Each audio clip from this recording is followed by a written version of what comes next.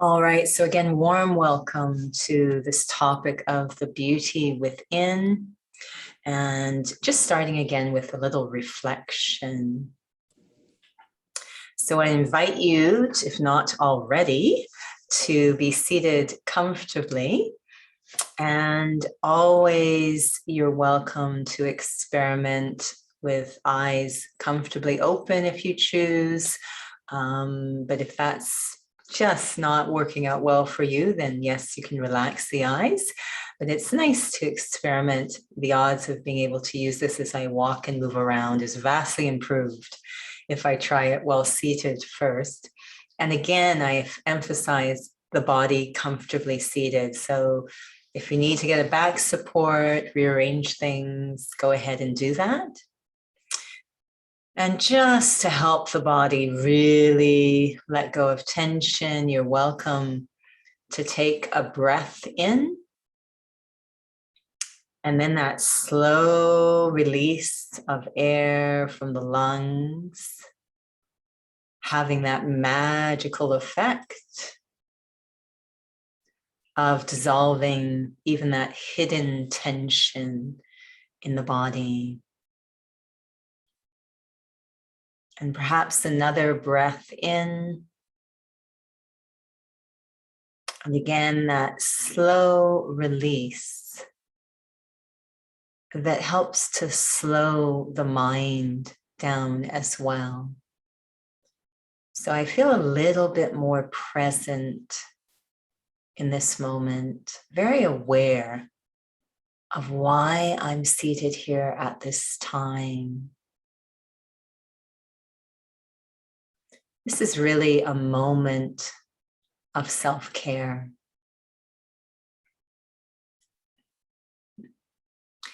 It was found during the last very unique months when we were in a lot of isolation, that one of the top services souls were missing were what we call the aesthetics, the pedicure, the manicure, the hairstyling. This real focus we have on beauty.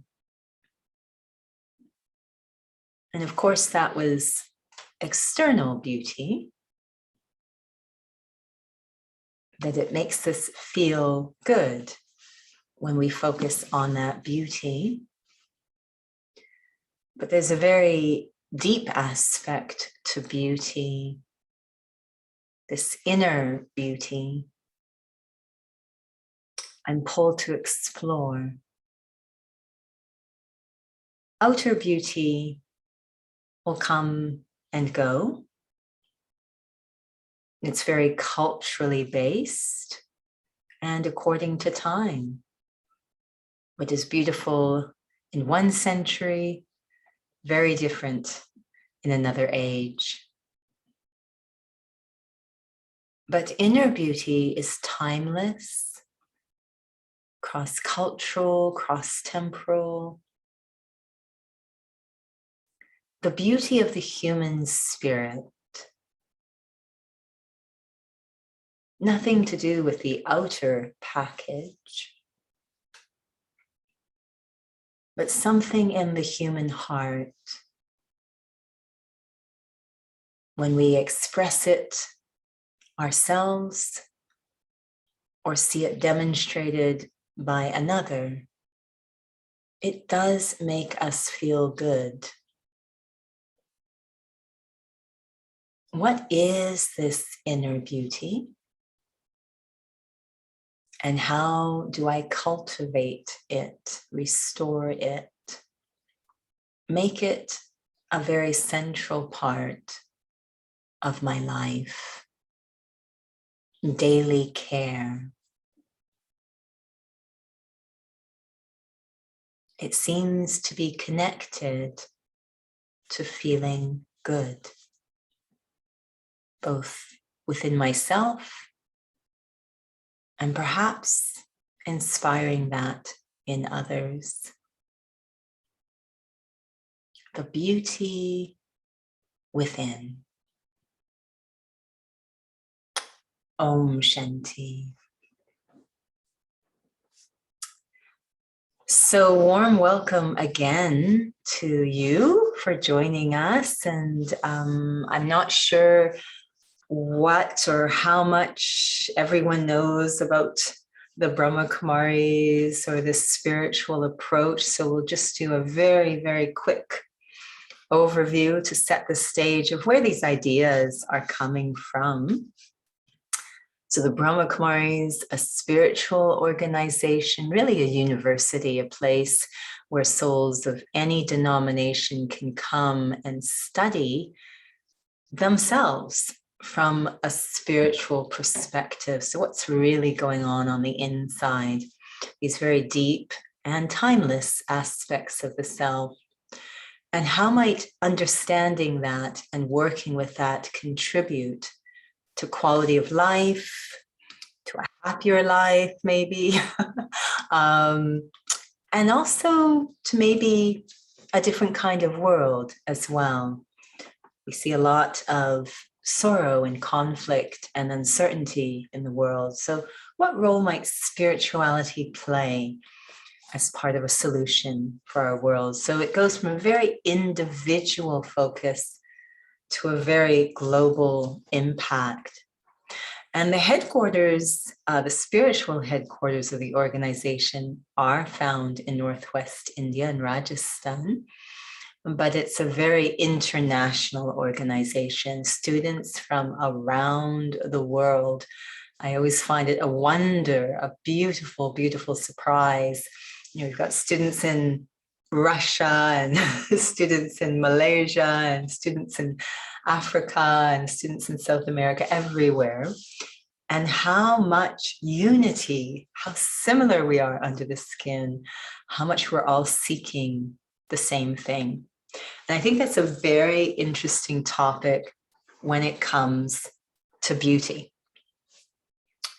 If we start in the obvious place that we're all familiar with, external, outer, or physical beauty. And I don't know about you, but this is such an ever-changing landscape. What is beautiful 20 years ago is no longer considered beautiful today, constantly changing. And also changes with cultures. You know, in some parts of the world, we really worship being very thin and, you know, a certain look, certain weight to the body.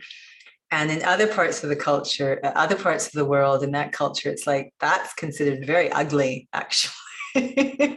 So, you know, whenever I find we go to India, they kind of look at us like, you need to put on a lot of weight. You need to. So it's really a fascinating topic. When we look at external beauty, it's all over the map.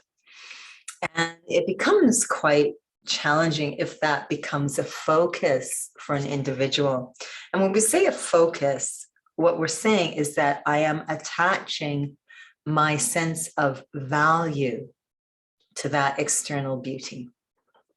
So it's one thing to, you know, come up with these different guidelines of beauty, but another thing when we start to attach our sense of value. Because when it comes to the topic of value, where we are depositing our values, that's where things get interesting. So I want you to just take a moment now and reflect on how profound an impact do you think it is in your life, this idea of personal value? How big a role do you think it plays in your day-to-day life? This concern over personal value. We sometimes call it self-worth, sometimes call it self-respect. On a scale of 1 to 10, 1 being very little impact, and 10 being enormous or complete impact, on my day-to-day life, how much impact do you think this concern over personal value, self-worth plays in how you operate during the day? Just to reflect on that for a moment.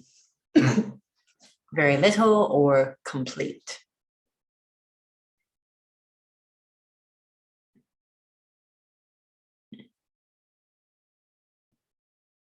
And you're welcome to unmute. I think you have the power to unmute. Let me check that. Yes, you can unmute yourself. You can unmute, or you can put in the chat box if you have any comments to share on what degree, what extent do you feel the concern over personal value plays in your day-to-day life?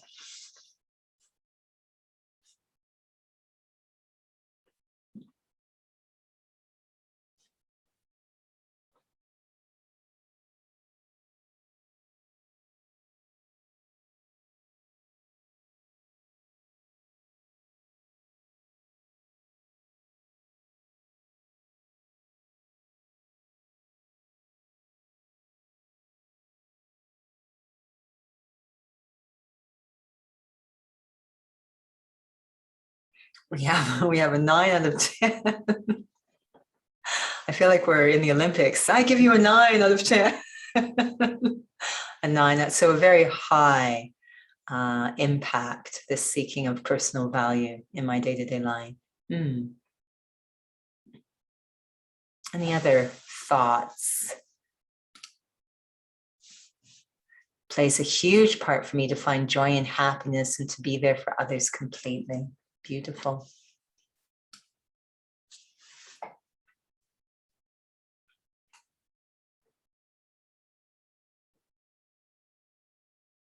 And to have confidence as well.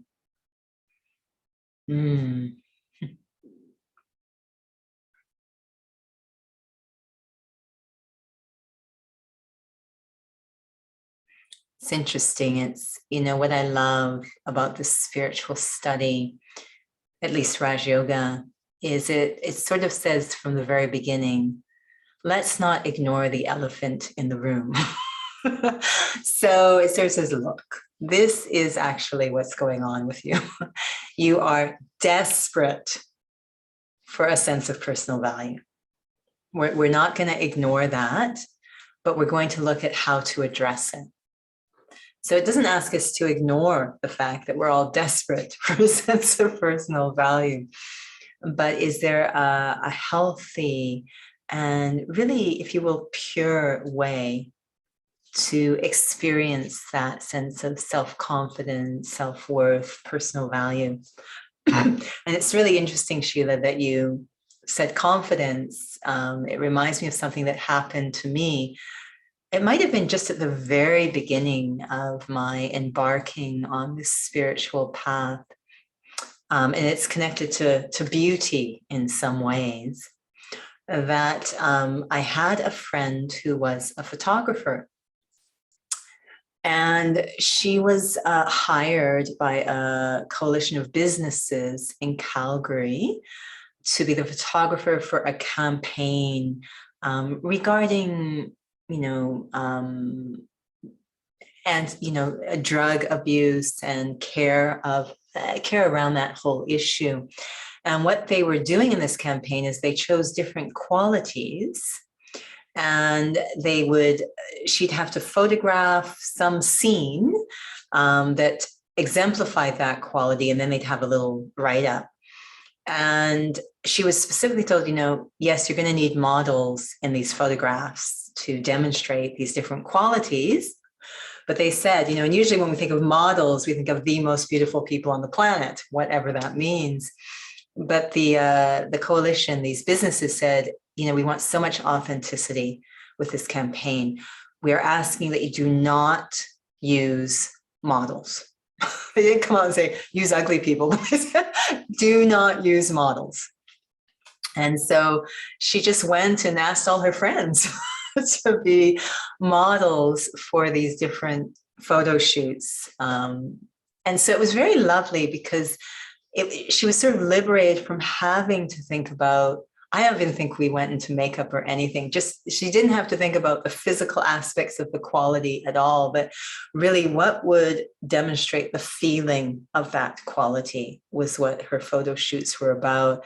And oddly enough, we were very arbitrarily matched up with other people and qualities. And I landed up with another woman in a photo shoot that was about confidence, self-confidence.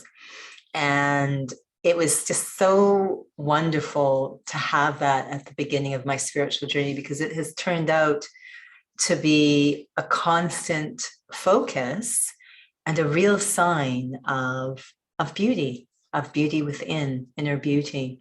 In fact, I've seen the quotes that the true sign of beauty is demonstrated through one's confidence about the self. But the photo shoot was very beautiful. It was about the two of us opening up our flower shop amidst a rainstorm. So it was really, and we're so happy, even though it looks like everything's going wrong. This sense of deep confidence in the self, doesn't matter what's going on around us. But this idea of the seeking, attaching personal value to image is extremely common. In fact, I would say without spirituality, it's inevitable. Spirituality means non-physical. So if I'm not delving into the realm of spirituality, exploring the non-physical, all I'm left with is physical. Those are my two choices. And so spirituality looks at, what does personal value look like in the non-physical realm? And of course, all that's left with physicality is, what does personal value look like in the physical realm? So in the physical realm, what sorts of places do I invest or deposit? Where do I put my sense of value, of personal value? When we're only left with physical commodities, maybe we need to check what those are, but this is all I have. These are the only options I have to invest my sense of worth, my personal value.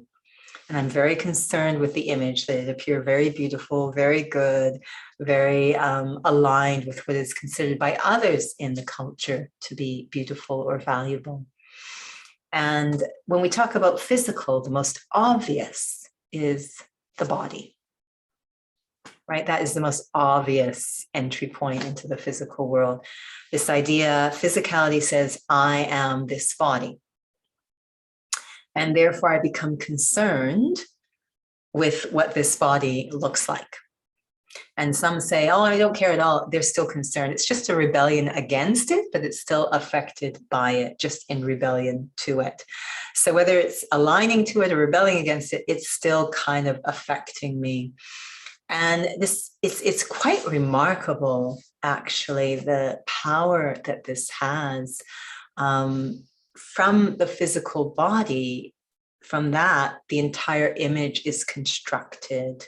So that includes the roles, the relationships, the status, the position, everything, this way of thinking that's based on external and the roles of the external. In other words, things that are temporary.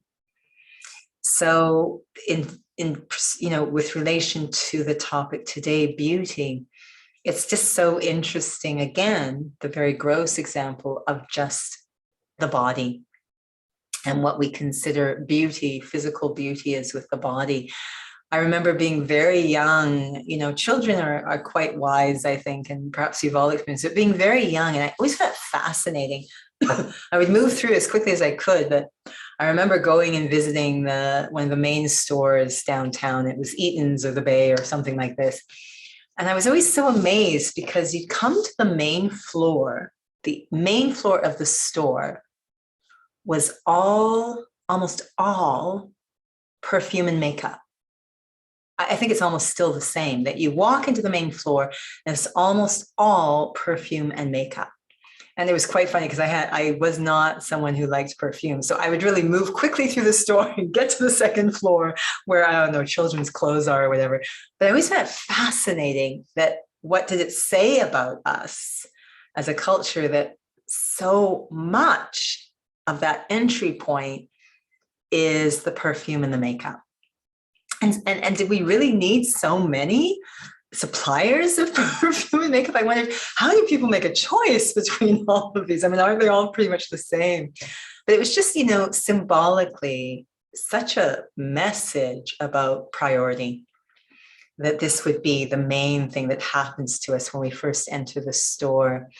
And, there's many very obvious and gross examples we can talk about of our obsession with physical beauty, external, and again, some say it doesn't matter. But then that external beauty, it takes on many different forms in terms of qualified or competent or acceptable or good. Am I just a good mother? Am I a good wife? Am I a good child? All of these different, again, attached to very temporary roles that are coming and going. And so I'm going to ask you a question, and I'm going to force you. This is going to be very challenging for you. You're not going to like this at all. I'm not going to allow you to go into spirituality. So you may have to cast your mind back, because I am pretty sure if you're in this session that this isn't of interest to you at all. But casting your mind back to when there might have been a focus on the external. And what did you find externally beautiful? It could have been a house. What did you find beautiful in a house, agreeable in a house, or physical beauty of a body, or packaging? What do you find beautiful? A flower arrangement. What do you find beautiful? What appeals to you on the physical level in terms of beauty? Nature, aesthetically pleasing.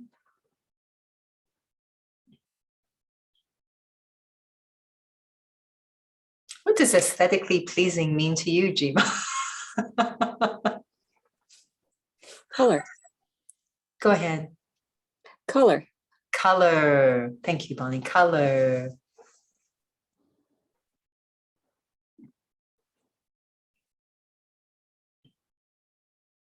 Jima, what's aesthetically pleasing for you?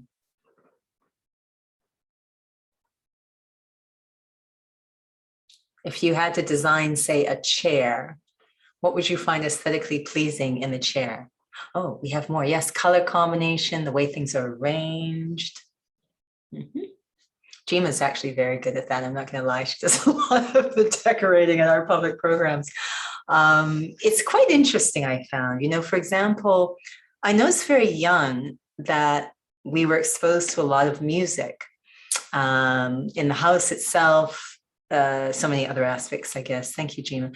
The mother was a voice and piano teacher. So there was a lot of classical music in the house. In ballet class, we had a lot of classical music. But, the brother listened to heavy metal music, and in jazz class, we had more R&B and jazz music. And there was just a range of music. And I started to notice, and I talked to someone a few years ago who is the lead singer in a band. I don't know if I'd call it heavy metal, but it's definitely in the rock genre. She is the lead singer in this band that's quite well known in Europe. And she herself was classically trained. Beautiful voice. So we're having a discussion about what we found aesthetically pleasing or beautiful in terms of music. And we're saying, it actually doesn't depend on the genre.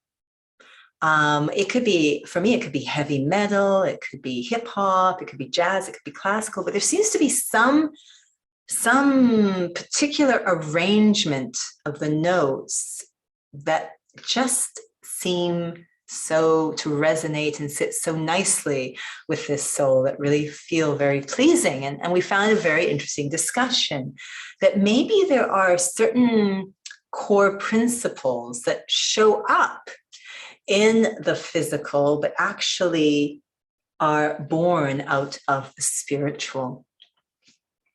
So, we like certain arrangements, and I found it always interesting because I wonder if it is cross-cultural. I wonder if we do find certain things pleasing, whatever culture we come from. Maybe nature is pleasing to anyone from any culture. Maybe certain lines of simplicity are pleasing to anyone. I don't know, but this idea that there might be some points of unity, even at the physical level, that we find pleasing. And of course, this is the challenge that clothing designers have, that furniture designers have, they're trying to find that common universal point of what is pleasing. And the idea that it's maybe grown out of spirituality. Because once you come into spirituality, it's amazing how we suddenly unite in terms of what we find beautiful. It's amazing. We automatically unite. And I remember when I went perhaps in the first 2-3 years to the spiritual headquarters of the Brahma Kumaris, and I was seated listening to a class by one of the top 8 senior students. The name of the soul was Dadi Gulzar. She was giving a class, which was rare. And I remember sitting there and almost rubbing my eyes because I can grab a picture of her. Just a moment.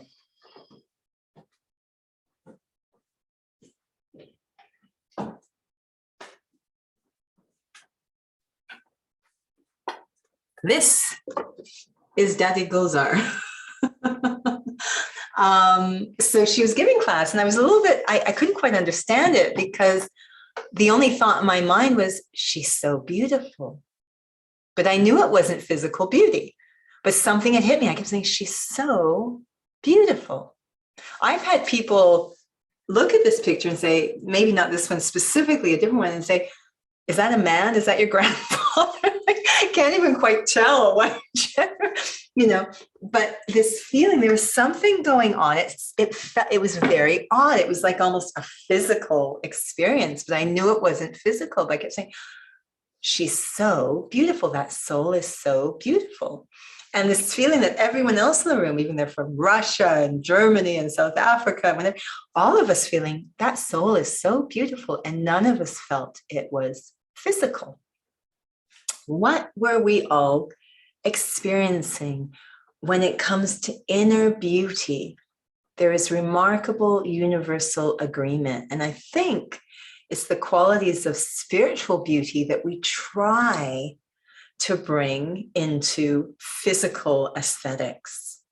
So physical aesthetics, we're trying to capture those. And so, I remember a friend of mine who was a floral designer was sharing what he loved about it. He knows that people, even though it's flowers, arrangement of flowers, people loved, of all different walks of life, loved his arrangements.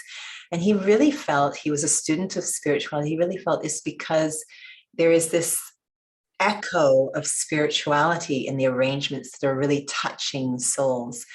They're seeing the physical, but what they're actually experiencing is something spiritual. And so when we say spiritual, we're moving into the non-physical realm. So as an example, one of the aspects we sometimes see in physical beauty, furniture design, whatever, is simplicity of line, simplicity of creation.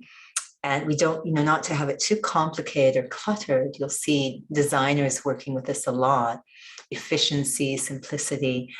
And where did that come from? What does that simplicity look like at a non-physical level? So when we get into inner beauty, or we might say spiritual beauty, this timeless beauty, we're really talking about qualities and how we try to bring those qualities into quantity, into the physical. But just moving into the origin, the really incognito or non-physical, the spiritual side of those qualities. And how, when we are in an interaction, we're interacting with someone, they might say something that sort of hits us in a funny way. We find ourselves reacting. And as we reflect on it later, we sometimes even think inside, I really got a little ugly in that moment. I was not at my most beautiful. That was an ugly moment. So what are we saying when we say, that wasn't really a beautiful moment. That was a really ugly moment, the way that I acted. What does that mean when we say, I really wasn't my most beautiful? Are we talking about the physical, Or what was happening when we react in this way? What does it mean to say, I got a little ugly at that moment?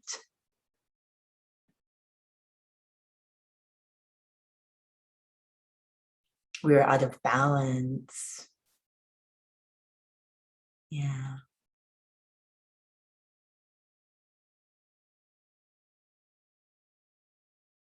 What else? What does it feel like when I feel I'm getting a little bit ugly?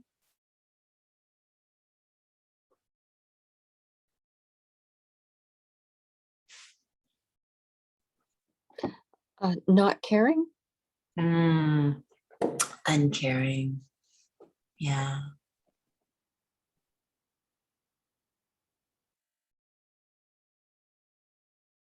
Lots of thoughts, like chaotic. Yeah, it really makes us feel off, actually, really offline again, off balance. We feel a little off. We don't really feel quite the master of the self in that moment. And so, yes, there's definitely two things going on. One is I'm a bit offline, I'm out of alignment, it's a little chaotic, I'm a little disoriented inside. And it sort of says, so if I'm off, then on is beautiful. Off means I've moved away from my true self. I'm not really feeling aligned with my true self. So we say I felt a little off. And that's when things got a little chaotic. I felt like I was kind of reactive, losing control of the self. And so on, the true self is very caring. It's actually a long list of what we call virtues or capacities or values. So I want you to take a moment now, and if you can, we're going to do this in a little bit of a meditation. Take a moment to discover the beauty within. We're very used to identifying with the body. So we're going to try to let go of awareness of the body and really look in this inner mirror at what we really look like. And it's not going to be a physical thing, but the sense of what we really look like, our true self, not when we're off, but when we're very aligned and on and don't feel off balance or out of order, a little off kilter, but when we're really connected to our true self, what do we look like? And it's going to be all qualities. There's not going to be anything physical about it. So let's try a little experiment now. Again, sitting comfortably. And in 1 second, I become very aware of the physical body, aware of its weight, the sensations, its form, just its general presence. And in that moment, I start to feel how fascinating it is. It's a collection of elements, hydrogen, carbon, etc., that are thrown together into a form like a bag in which there are bones and organs and other elements. And then on the outside, some hair stuck and nails and things. It's a very interesting thing, the body. And how much at different times we have thought a certain configuration of these elements is more attractive than a different configuration. It's so arbitrary. Certain color of the skin, a certain height of the body, so arbitrary and so odd to think that these things would actually be what defines my value.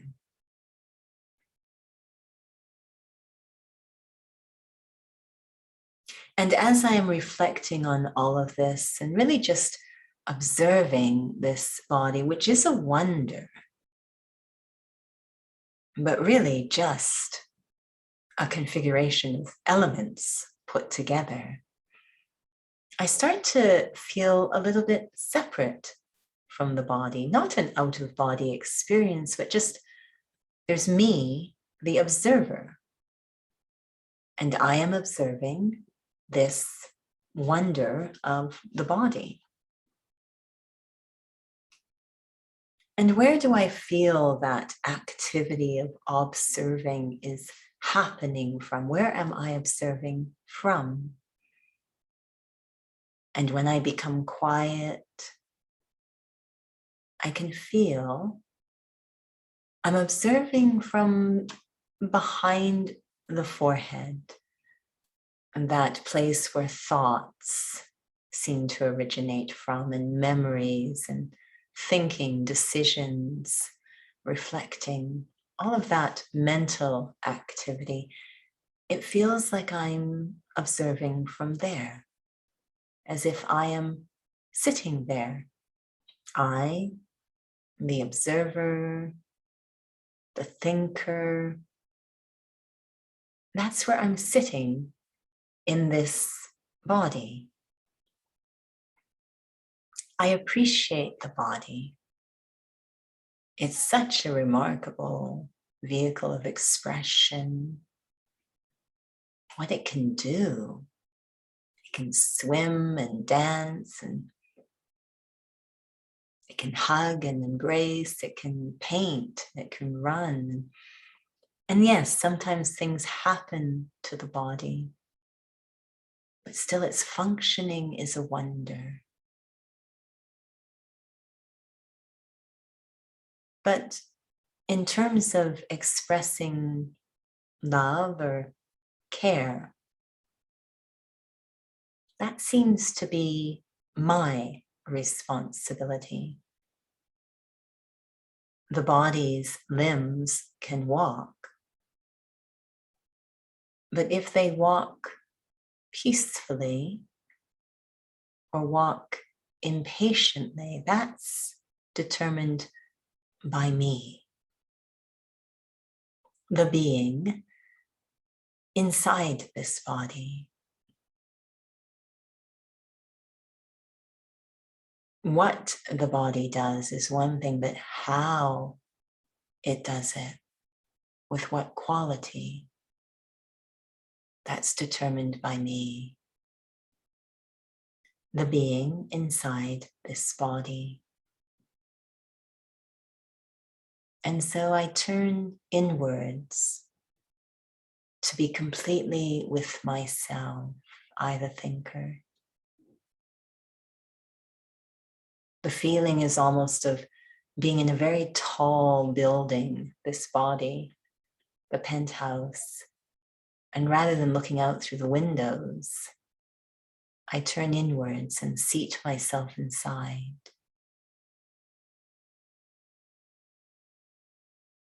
I am this living being inside. And at that level, separate from the body, I realize how similar I am to other beings. Our bodies are different.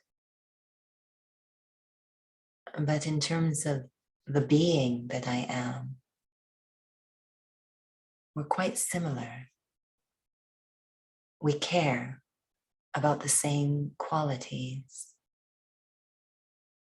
the qualities that come from within each of us, not the body. As I turn inwards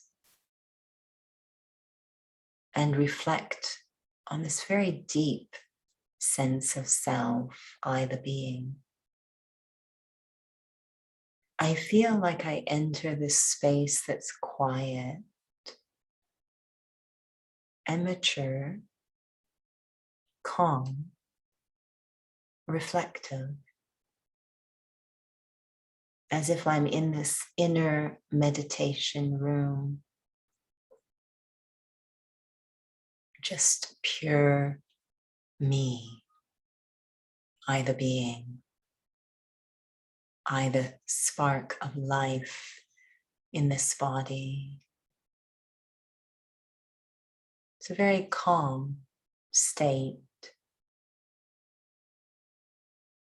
And whenever I'm in a calm state, my thinking becomes more clear.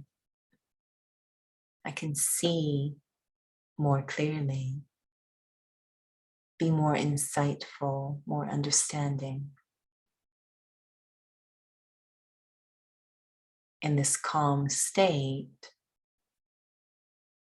I can have a different experience of myself, see myself in a different way. A very qualitative experience of myself. The body is made of elements and they're formed into bones and muscles and tendons and organs and blood. That's what the body is made of. What am I made of? Looking through this calm inner eye that can experience qualities, the true me. What am I made of?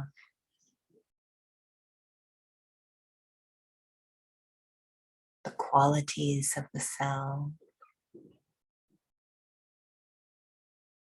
might be peace, might be love,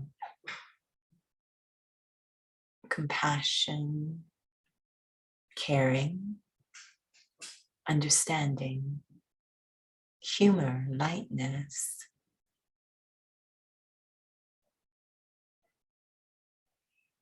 This very deep sense of the self.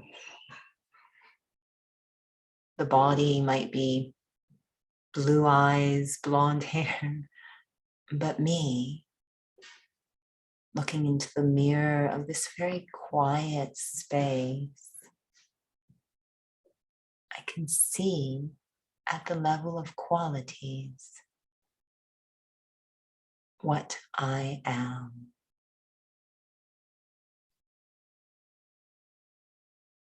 These qualities that are kept very deep in the heart, the image of who I truly am.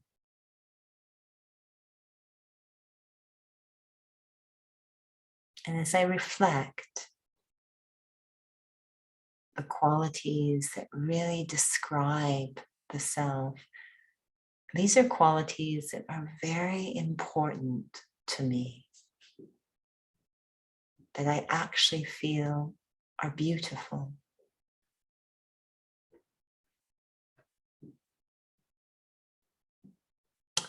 I let each of these qualities come into my mind and hold them until I can feel them.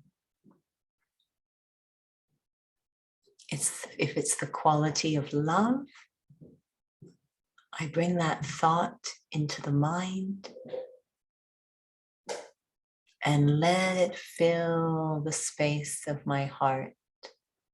Really feel it. I am love. I am peace. I am authentic. Whatever qualities really, really are meaningful to me, they are meaningful because they actually are the true self. I take a moment with just 3 or 4 of these core qualities. Let them really sink inside, feel them.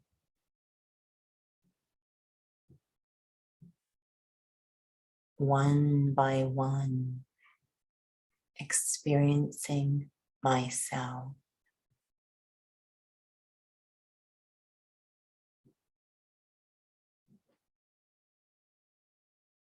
And it arrives at a single experience. I am beautiful.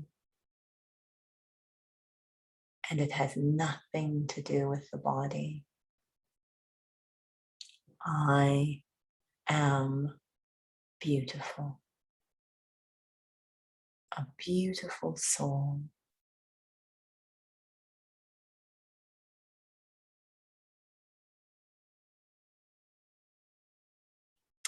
Om Shanti.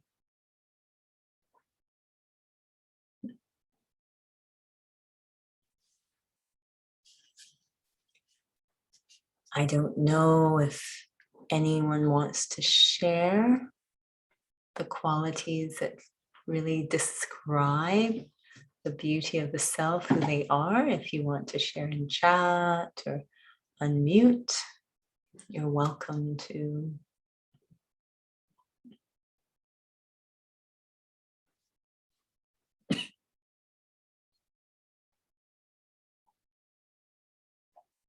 Love.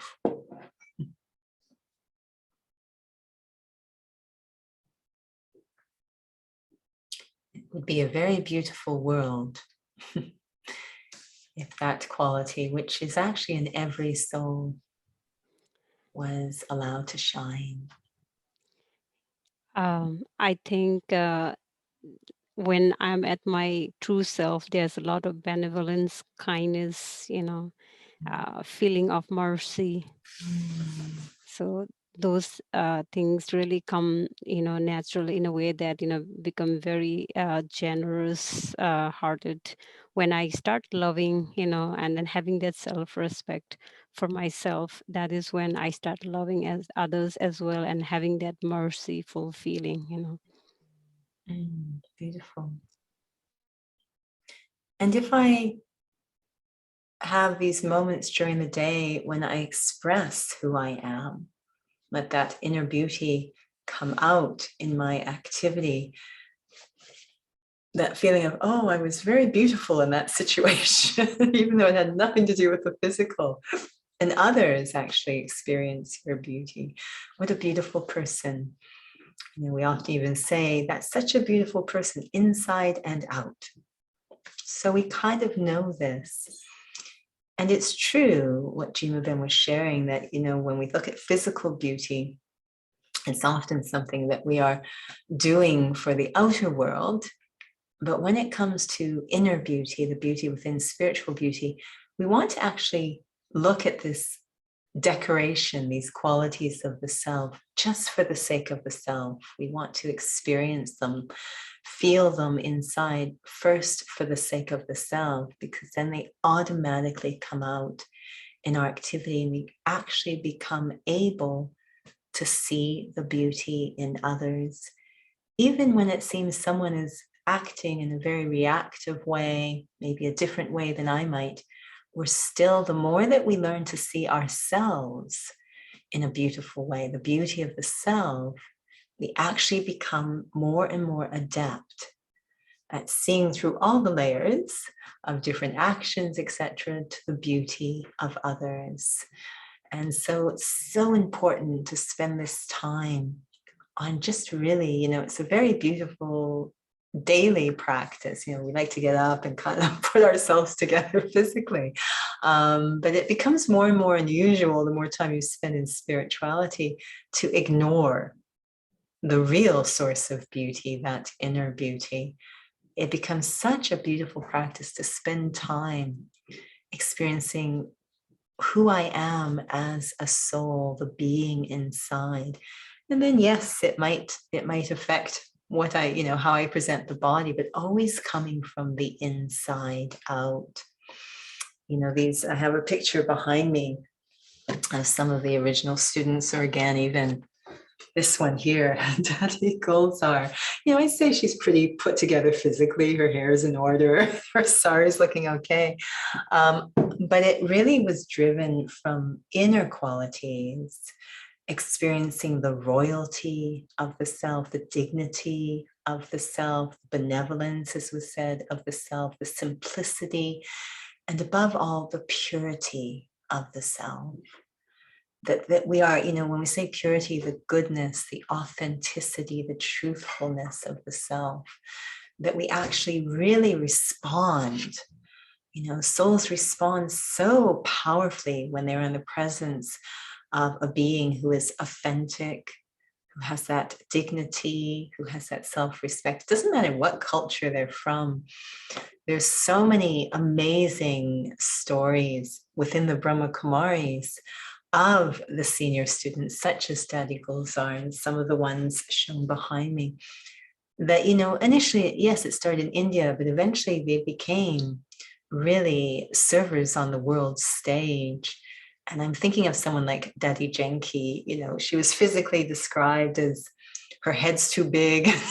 She's about 3 foot something, and she looks like a little Yoda. And, there's really, physically, she was made a lot of fun of.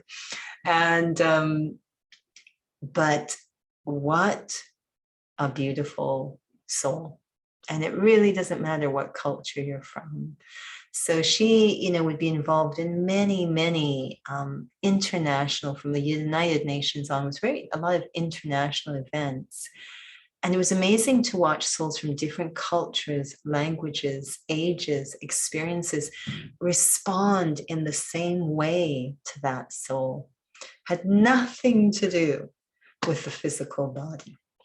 If anything, the physical body seems at odds with what souls were experiencing. Very small, and yet they felt such a powerful, large presence. I remember the first time I met Daddy Gulzar directly, face to face. I'd seen her, on the stage, but really up close. And, on the stage, these were such big-hearted, generous-hearted, overflowing, benevolent beings. It just created this grand experience around them. Very humble. It's not that they were arrogant. There was just so much beauty, inner beauty flowing. I remember the first time I met her, and she, was standing in front of me, and I literally, my first thought was, what are you doing down there? She seemed so tiny, so physically petite. I was like, wow, not only was it like beautiful and grand, like the experience of that soul within and what was going on with the package was so opposite. There was just so much beauty flowing, so much generosity, so much benevolence, so much richness. But when you look at the surface, these are very humble souls. They really don't have a penny to their name. Very simple, and yet the royalty, the beauty was so loud. And it's because they spent so much time every day really experiencing the timeless or spiritual beauty of the self, that we are such peaceful, such compassionate, such generous, such truthful, such loveful beings. And yes, we can say, but we're not acting that way. And I often don't feel that way in certain situations.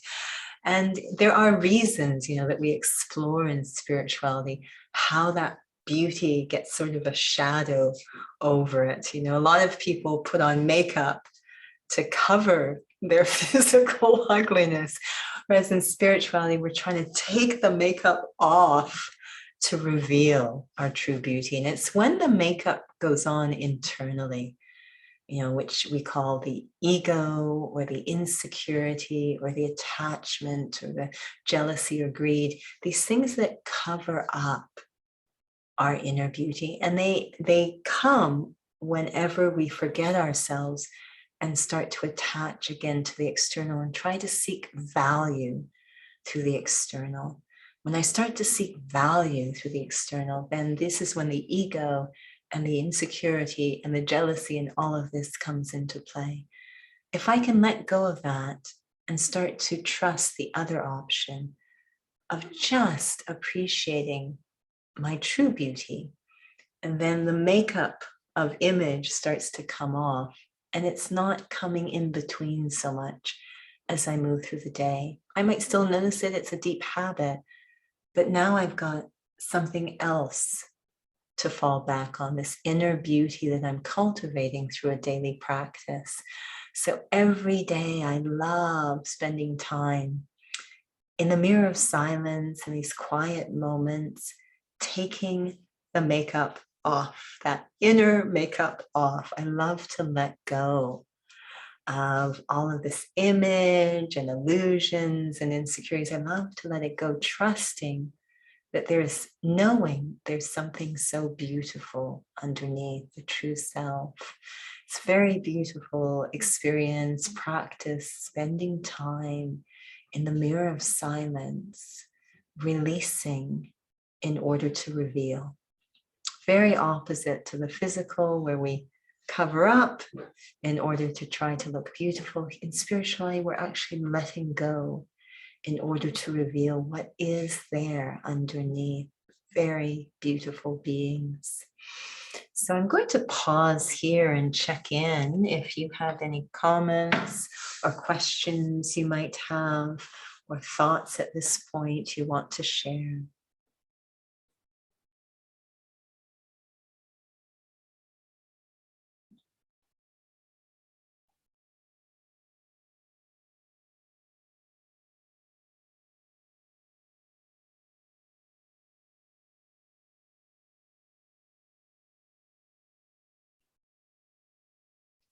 I think it's really important as a practice, we have these opportunities when we come together in different programs to explore these ideas, but I know there's always the feeling of what's the takeaway, what could be my practice.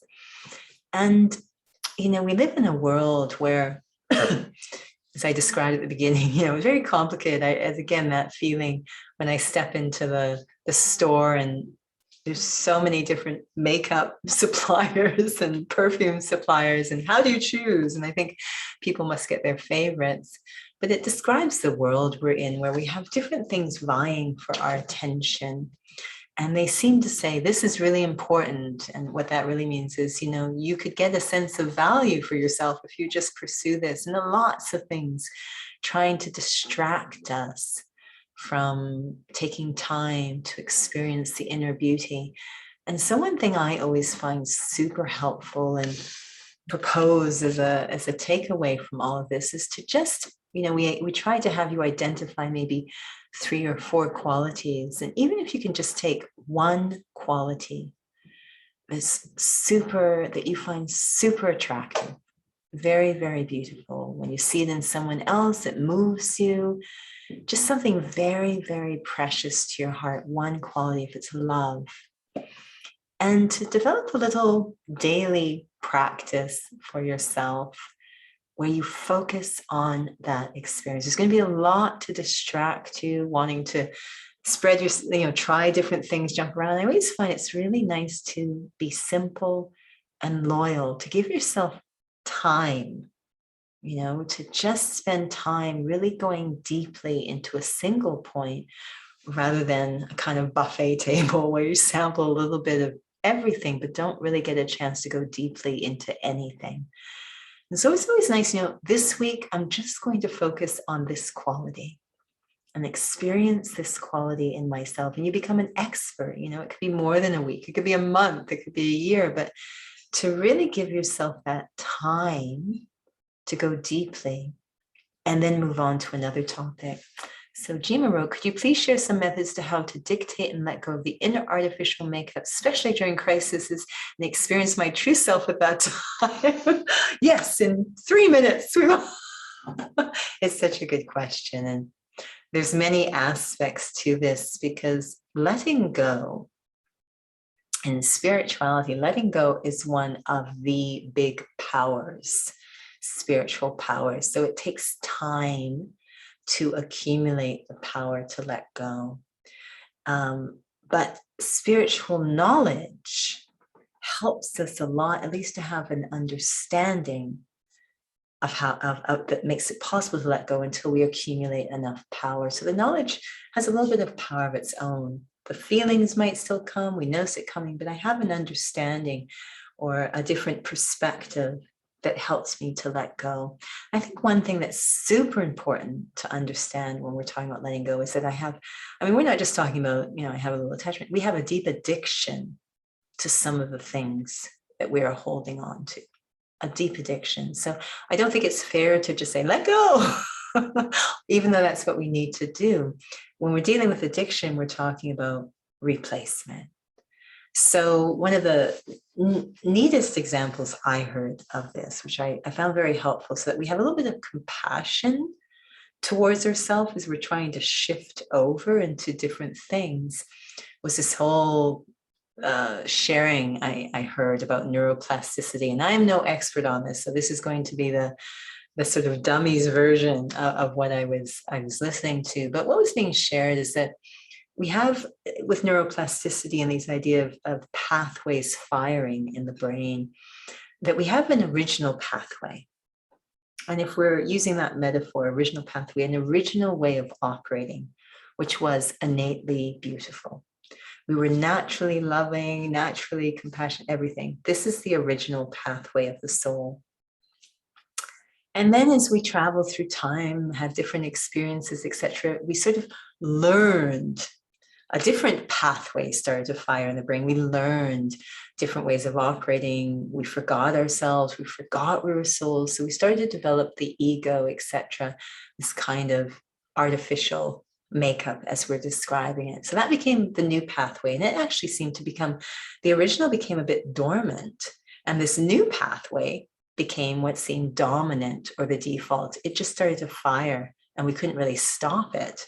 We forgot ourselves completely and became very dependent on this image or the artificial. And so what we're trying to do is get that original pathway to start. We're not trying to create something out of nothing. We're trying to get that original pathway to start firing again, but it's quite dormant, it's atrophied, and this other thing is so dominant. Lots of compassion needed. It's going to take time, and there will be moments when it feels like both are firing. So we're going to feel like a split personality at times. It's like, oh, I can really see a lot of ego and ugliness going on, but I also can really feel there's a lot of love as well. Both will be firing.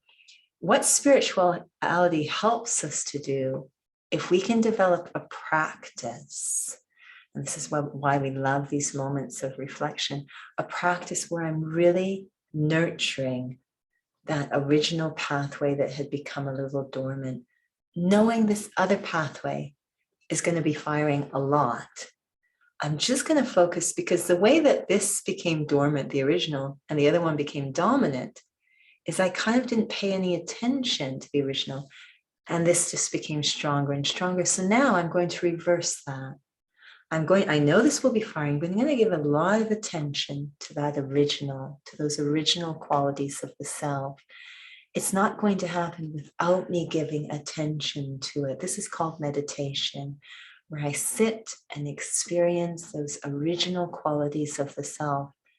Those other qualities are going to keep firing. But as we say in the study, the way to really conquer ego isn't by hand-to-hand combat. It's not by killing it or all these words that we use, crunching it. It's actually by focusing on self-respect. Ego will naturally atrophy, it will naturally start to fade away if I focus on self-respect, this replacement. So the more that I can focus, have a practice, a daily practice of focusing on the true beauty, knowing that this ugliness, it will keep firing, but it's okay. It will start to become dormant and the original will start to come back to life. It's this beautiful transition. It takes a lot of patience and compassion. And of course, it takes a lot of faith or belief that that original pathway is really, it is there, that is my true state, that the original pathway is this beautiful sense of self. I really have to believe that. I'm going to have the daily practice where I just experience it. And this other learned pathway, it's not the innate one, will start to atrophy. So that's what I have experienced, is to focus a lot on what I'm trying to nurture, nourish, cultivate, rather than fighting violently, trying to let go in a violent way of what has developed. Focus on what is innate, and the acquired will slowly start to melt away. There's much more to that answer, but we need a whole nother session, and I'm looking at the time. So, but it's a really good question. Okay, well, let's end with a little meditation. We also have a little message for you. So for this last meditation, I am going to bring up a video for you to focus on. It was at the beginning when you came in. So let us do that. And then hopefully you can stay until the very end. There's a little blessing for you at the end. So sitting comfortably,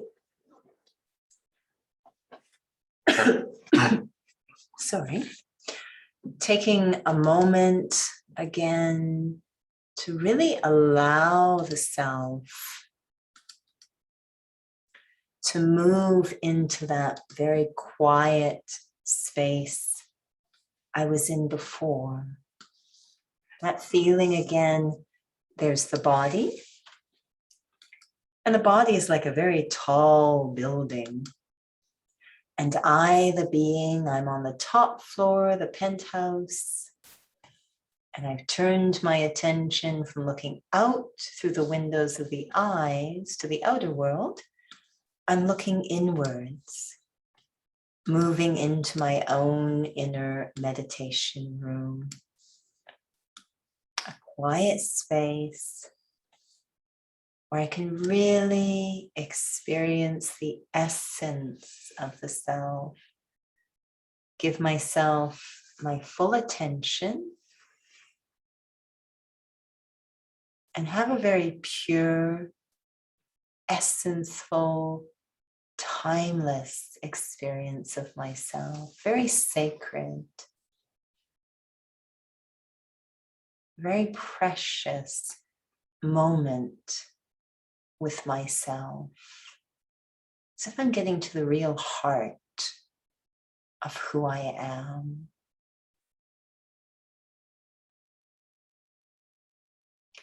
And what I feel bubbles up always in these very quiet moments is a qualitative feeling of myself. Not anything physical, not any skills I have acquired or external achievements, not roles or responsibilities, none of that. Nothing temporary, something very deep.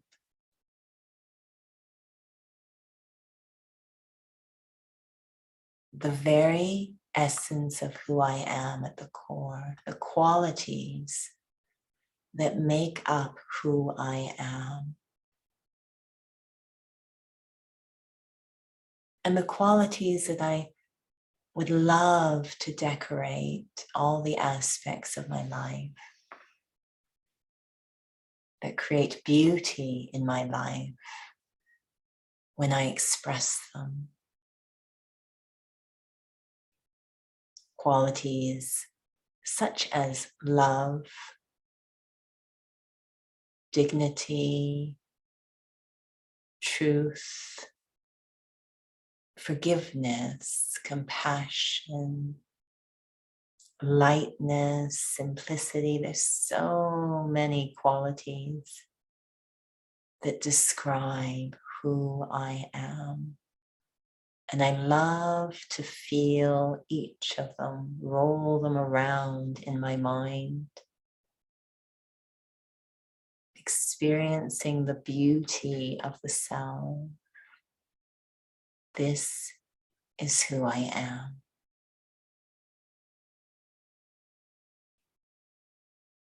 Letting go of the image, letting go of the fear, the doubt,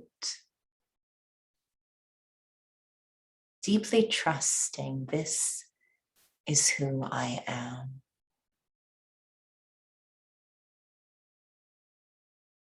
And if I bring these qualities more and more into my awareness, feel them, experience them, they will start to naturally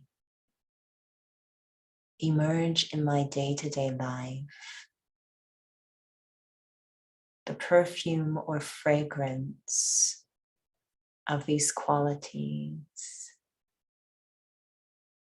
starting to decorate every action I perform.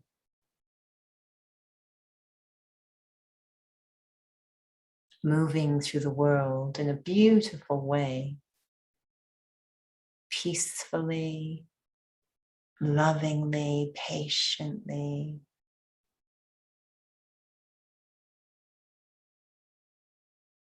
Becoming a spiritual model in the world.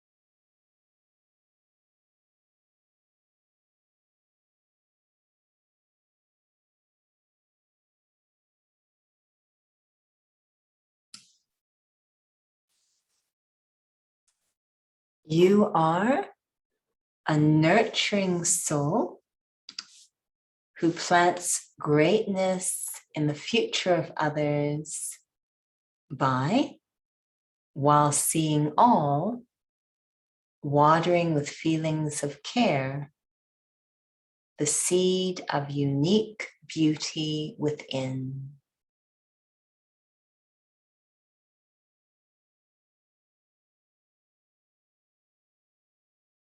And that rose, that beautiful rose, symbolizes the beauty of you, the soul.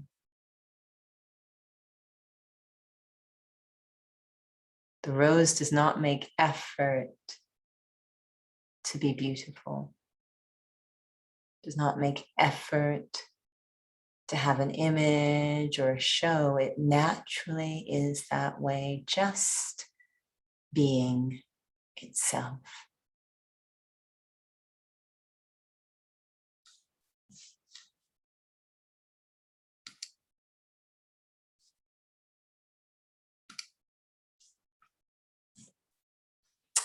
Om Shanti. As usual, time has flown by and we must conclude.